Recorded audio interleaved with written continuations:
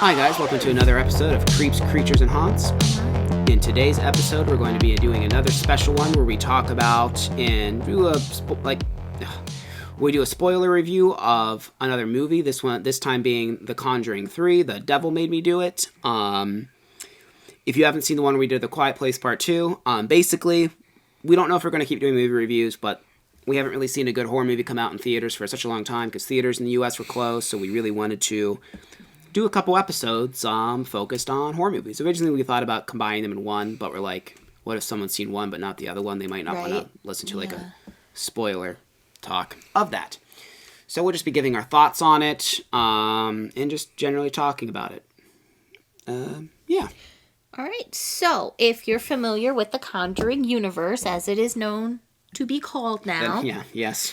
Because there's literally there's so many. 8 movies in it, I believe, right now.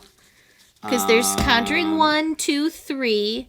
There's The Nun. There's 3 Annabelles. There's 3 Annabelles. Okay, so there's 3 Annabelles.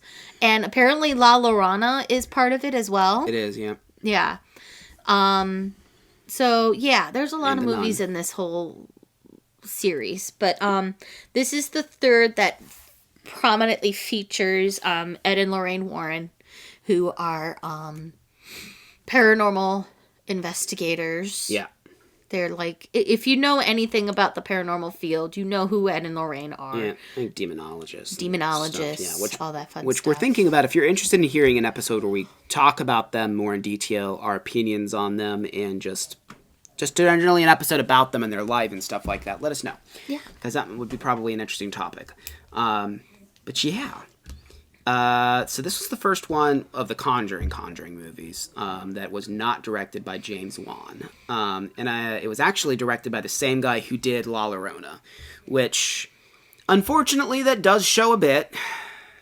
This film isn't... A lot of people are giving this film a lot of hate online, and I don't think that it's as bad as what most people are saying. People are making it sound like it's just like a pile of crap compared to the other ones. It's not as good as the first two. I'll start by saying that. It's not as good as the first two. James Wan has a certain way that he directs movie. Everything he touches is at least decent, it tends to be. Even the Fast and Furious movie he made was okay, and I don't really like those movies. But this one, for whatever reason, I don't know why, he's probably working on something else, but he wasn't the director of this one. There's just certain things so the first one had a lot more iconic stuff. The first and second one had a lot more iconic stuff. The second one had the Crooked Man and the Nun and a lot of really inventive jump scares and stuff like that. The first one, I don't know if it had as much. I don't know if it has much iconic stuff. They introduced Annabelle really quick. Well, yeah. In the first one. Well, of course, if you've seen the preview for the first one has that I thought it was iconic. The stupid, she lights the light and that. Well, that I think is iconic. Yeah, that's a very iconic scene. Yeah. I was just thinking characters, but yeah, that's definitely the most iconic scene from the first one. The first one is just when it came out, there was a lull in horror movies where there wasn't too many good ones coming out, and that one really came out and stood out. And this was also, James Wan was doing a lot, he was right off of Insidious and stuff like that. Well, those ones both basically focused on one location, one haunted house, essentially. Each one did. They ventured a little bit outside of that. This one focuses on multiple locations. Yeah, because it's not necessarily about a location being haunted. It's about a particular persons being haunted. Essentially, basically what this is it's, it turns out to be a curse that this person puts on a certain person. Right. And that person is basically tormented to see all this stuff and to act out and do all these horrible things because the end game of this person that's doing the curse is to basically get ultimate power. I guess. I didn't selling really their soul. Yeah, I didn't really to be honest, I didn't quite understand the main villain's purpose, what exactly it was they were trying to achieve. Yeah, she was basically looking for power, and she was selling her soul to the devil, and the only way she could do that was to give him souls And that's why the first this is a spoiler one, so if you haven't seen it, tough shit. The curse is basically the first person has to murder someone. And then the second part of that curse is someone has to die by their own hand. And those souls are given to that demon. And that basically is the payment for her to get this ultimate power so that she can essentially become... she was basically a witch in the sense. Because she had an altar and everything like that. Yeah. And she was doing spells and stuff. And and that's why at the end they're like, he wants a soul. And yeah.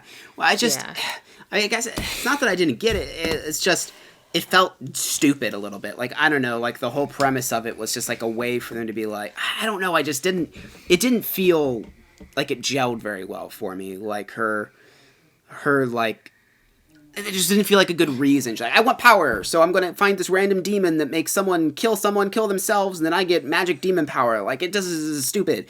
Like, yeah, it was kind of strange in that sense, yeah. It felt like they were just like really grasping at straws to just for someone to randomly be summoning demons to do bad things. The reason she did it was because she, her father being the priest... Yeah. He was so involved in doing the research for the occult that he was basically ignoring her. And she wanted a way to make sure that he didn't ignore her. It was essentially a revenge thing. Yeah, well, she kills him, so that's kind of a revenge. I know, it was like, okay, well, you killed him. You got his attention, and then you killed him. I feel like the story overall was just kind of dumb. I mean, a lot of horror movies like this, the story's not great. But this one, I thought the story was pretty stupid. And also, I mean, obviously we haven't mentioned it yet, but The Devil Made Me Do It. It's referring to an actual case where, God, what's the name of the actual person? I don't remember. Arnie Johnson, I believe.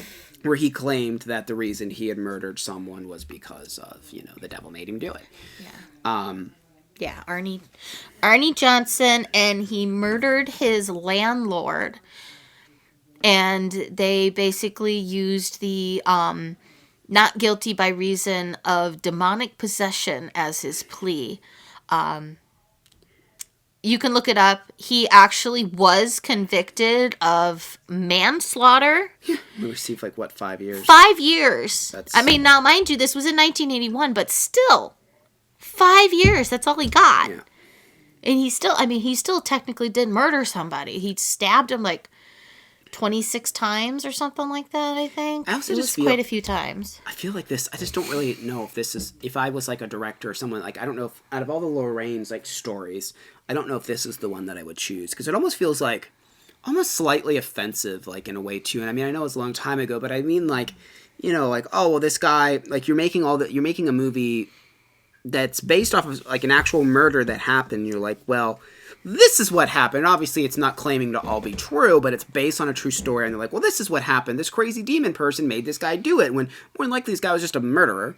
Mm-hmm. He might have been clinically insane or something. But I just find it an interesting thing. Be like, oh, well, let's make this whole fictional thing about why this guy, all based off of this one murder that happened. Yeah, he could have had some sort of, he could have been inflicted with some sort of mental illness that caused him to black out maybe, or something like that. Or he's just cunning enough that he's like, oh yeah, it wasn't me, it was the devil, it was a demon. And to make all this convoluted stuff. Again, it's based on a true story. Right. But I mean, this one is really loosely based. The only thing that's true is that he murdered someone. Yeah, he murdered someone, and because I assume the Warrens were actually involved in some way. I didn't look much into the actual story. Yeah, they actually did. The whole thing with them being part of the whole plea and everything like that, and they actually took the stand and everything like that. That all was true. That actually did happen. They actually did do all the research and stuff to validate his claim that he was demonically possessed. Definitely do. But I mean, there were some things I did like in it. I really did like what's his name? Yeah, I really did like John Noble's character. He, what was it, Father Kastner? He was the one that played basically the kind of twist at the end is that he's actually the father of the devil, the lady that's summoning the demon on people and stuff like that. But I love John Noble and haven't seen him in anything for a while, and he needs to be in more things, and I like him a lot. Also, Patrick Wilson. And Vera Farmiga, both did amazing as always. They're both great. I wish Vera was in more stuff as well. I absolutely love her. Like, if you haven't seen Bates Motel, you need to go watch that. Oh my god, she's so freaking good. Patrick Wilson's also just great. So I liked all that. There was some cool slick scenes, like when she's in the woods. But yeah, there was some cool scenes, and like I said, I like the one where she's like going through the woods and stuff like that. That was kind of a cool scene. The ending part was pretty cool when like the demon was basically inside of Patrick Wilson's character. Oh yeah, Ed. When he was chasing Lorraine around, trying to basically kill Lorraine with a sledgehammer. I think is what he had. It was very it had little hints of The Shining in it. Yes, I guess it did. Yeah, it really did. Because at one point he's actually dragging the sledgehammer on the ground. And even the way it was filmed, yes, it's so catacombic. I was actually giggling when we were watching it because I'm like, oh my god, this is great. I'm just waiting for the dun dun music to go on. Well, there's a lot of very like tongue-in-cheek references, like The Exorcist, like almost a shot-for-shot reference of when the priest pulls up to the house standing under like a street light in front of the house in the fog. Like, and again, trailers ruined so much. Like, I thought there was a pretty decent creepy thing with like the waterbed in the face, but I saw it on the trailer, so I'm like, so just that got completely ruined. And then like they tried to do stuff. It felt like kind of how like there's the iconic nun scene in the second one where it comes out of the picture frame. There's like this corpse, but like. I just thought that all was kind of dumb. It didn't really do anything for me. Basically, they have to go in and she has to hold the hand of a corpse to like try and find this lady, and that was fine. But then there's just this big bloated corpse that like it basically becomes a zombie, and I think she's supposed to be possessing it is what's happening. Yeah, the evil lady is possessing the corpse, and it just felt so over the top. Yeah, it was kind of... I didn't find it scary at all. I found it almost silly. It was silly. It kind of reminded me of Scary Stories with the hugging. That was actually creepy, though. But that was creepy. But it kind of reminded me of that just because it was just this big guy, and he was. It looked more like the Scarecrow, actually. But yeah. Yeah. Oh, yeah. I think that's what you're thinking of from it. Yeah. It did. But yeah, and I don't know. And then what was the other thing that I don't know. I do recall there was a scene where they're walking down this hallway, and they kind of did like a thing with kind of like in The Invisible Man, the new Invisible Man. If you haven't seen it yet, go see it. I'm going to spoil something. Where they keep like turning and looking at things, and you're like, am I supposed to see something? And then they just turn back, and you're like, maybe? And they kind of did that at one point. They're walking through the house, and they're walking down that hallway, and they kind of just slightly turn into a room. And I'm like... I'm doing this. I'm like, where is it? Where is it? And there's nothing there. And then they just turn back. This movie needed more subtlety. Like, there was just, it just opened so ridiculously with, like, this demonic possession of this kid twisting like a pretzel and all the windows breaking. Like, the whole movie was just a bit too much. And that's one of the things you see, like, when James Wan did it, like, some of the stuff was a little over the top. Yeah. But, like, it was more reserved towards the end, and it wasn't so in your face. Like, it was borderline. Like, this movie was more horror/action movie than just a horror movie. It was much less scary than the other ones. It's still a horror movie because there's a lot of creepy imagery, but there wasn't that tenseness like the other ones that you really got from the other ones. But yeah, like I said, if you like the first two, I still think that you'll find enjoyment out of this one. There's just a lot of problems I had with it, and if they do make a fourth, which I'm sure they will because movies make a lot of money, hopefully James Wan does it again, but I kind of doubt he will. I'm sure James Wan needs to make a new horror movie. I don't know if he's what he's working on at the moment, but I'd like to see another horror movie come out of James Wan because he hasn't done a horror movie in a little while now. But, what would you? I don't know. Out of 10, Kim, what would you give this movie?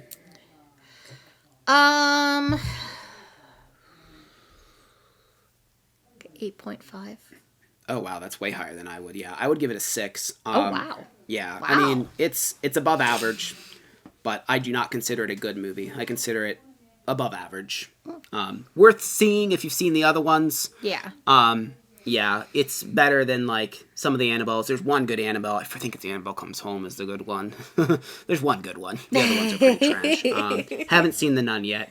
Even though it's not supposed to be good, eventually I'll get around to it, and haven't seen the Curse of La Llorona yet either. But, yeah, overall a disappointment. We didn't see it in theaters. I have HBO Max. We just watched it there, and I'm kind of glad I did that instead of paying money to go see it in the theater. Glad I saw A Quiet Place 2 in theaters. Glad I saw that one.